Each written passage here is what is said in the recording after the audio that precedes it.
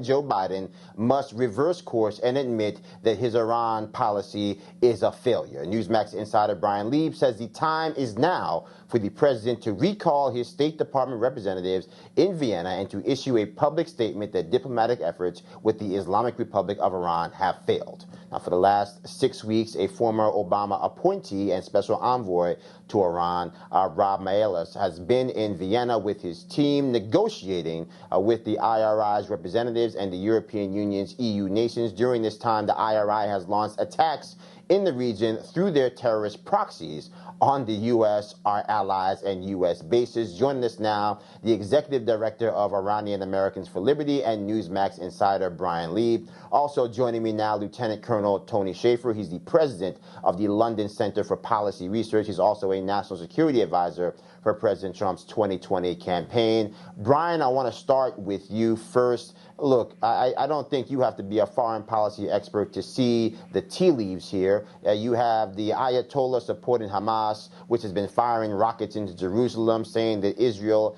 is not a nation but a military base.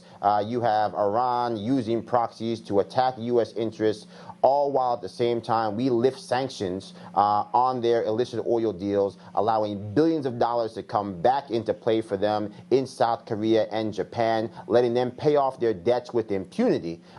Meanwhile, we get China with a $400 billion alliance with Iran for 25 years, and we do nothing. Clearly, this is an unmitigated disaster, and that doesn't even get to the Iran nuclear deal that the Biden administration is trying to usher us back into. Yeah, Joe, thanks for having me on. And, the Iranian regime really hasn't changed their tune all too much since 1979. And that really makes, me, and it should make all of your viewers really scratch their head in terms of what if the American people stand to benefit from diplomacy with the world's leading state sponsor of terrorism, with a regime that oppresses and censors their own people on social media, turns off their internet when they take to the streets.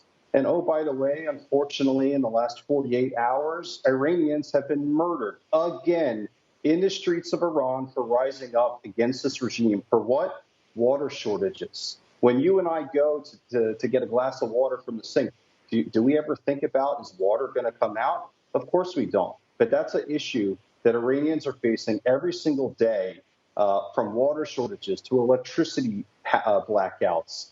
It's really amazing how this president and his administration are so hell-bent on moving forward in normalizing relations with the world's leading state sponsor of terrorism. It's not going to benefit the American people in any way, shape, or form.